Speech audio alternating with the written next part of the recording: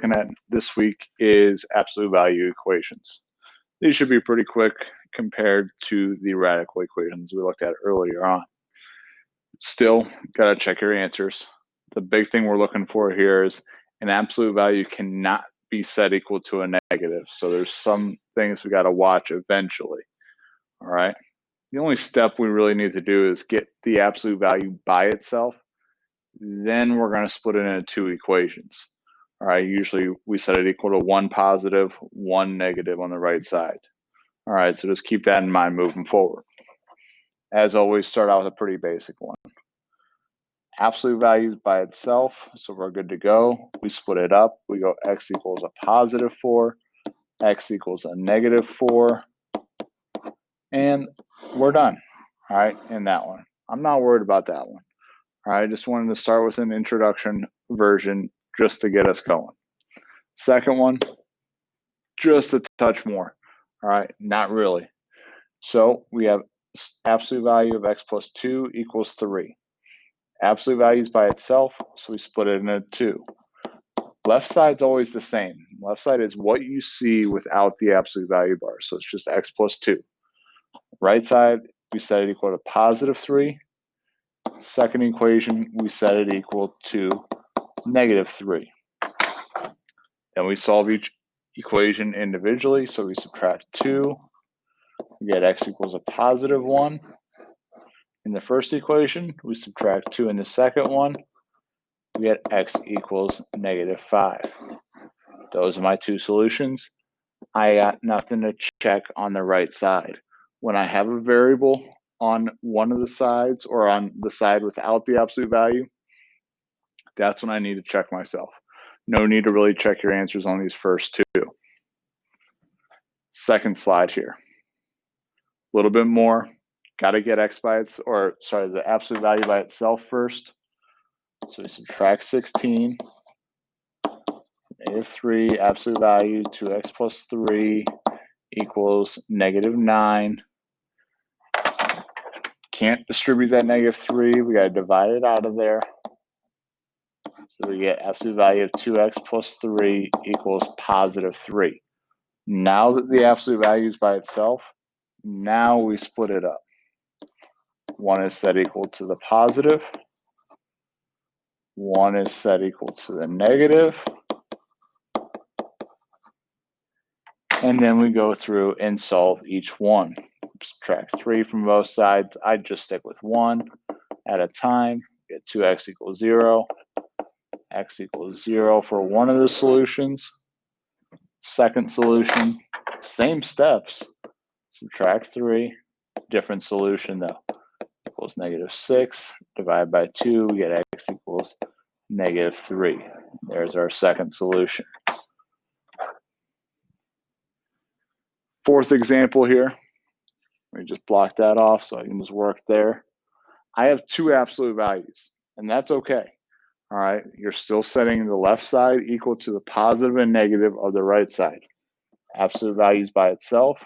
So one equation is this, as you see it without the absolute value bars. Second equation, I'm going to drop it down here, is 5x minus 7, and it equals the negative of the right side.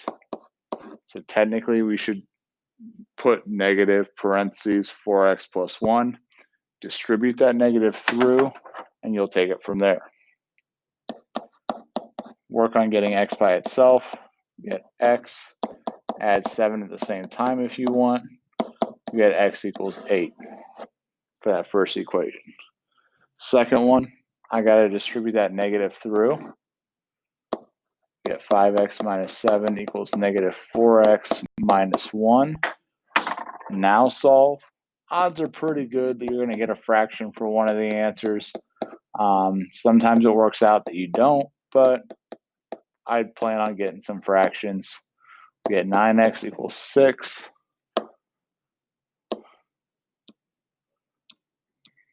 There we go.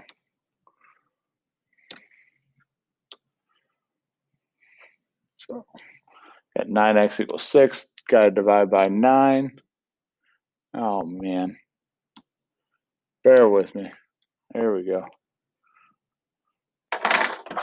divide by 9. Simplify fractions. That 6 over 9 is not acceptable. 2/3 is acceptable. Both these answers check out. All right. When you have an absolute value set equal to another absolute value, everything's always going to end up positive anyway. So we're okay there. Okay. Last slide. No absolute values on the right side this time. All right. So now we really got to check our answers. First equation. Same deal. Exactly as you see it without the absolute value bars. Second equation, you set it equal to the negative of the right side. So all I'm going to do is switch the signs. I would honestly just jump to that. All right. Subtract 3x. We get x, add 7. We get x equals 2. Now, we do have to check our solutions. If we plug in 2, your only focus is the right side. I cannot have an absolute value set equal to a negative, so you just can't have a negative on the right side. 2 times 3 is 6. 6 minus 5 is 1. There's one of our solutions. Second solution, add 3x, add 7. We get 7x equals 12. We get divided by 7. We get x equals 12 over 7. Now, checking answers gets a little bit more difficult here. 12 over 7 times 3 ends up being, do my little scratch work here, 12 over 7 times 3 is 36 over 7. All I need that to be is bigger than 5. 36 over 7 is bigger than 5 barely, but it is bigger. We're done. All right, both solutions check out for us. Same deal on pretty much our last example here. We get one equation as you see it without the absolute value bars. One equation where the right side is negative. Now, obviously you see some factoring that's going to happen here. We have an x squared. It's not going away. This negative 6x goes in the middle here. We factor it out. X minus 9, x plus 3. Possible solutions are x equals 9 and negative 3. All I have is a 6x on that right side, so negative answers don't work in this case. So negative 3 does not work. 9 is the only one that works out of that first equation. Same steps here, similar factoring.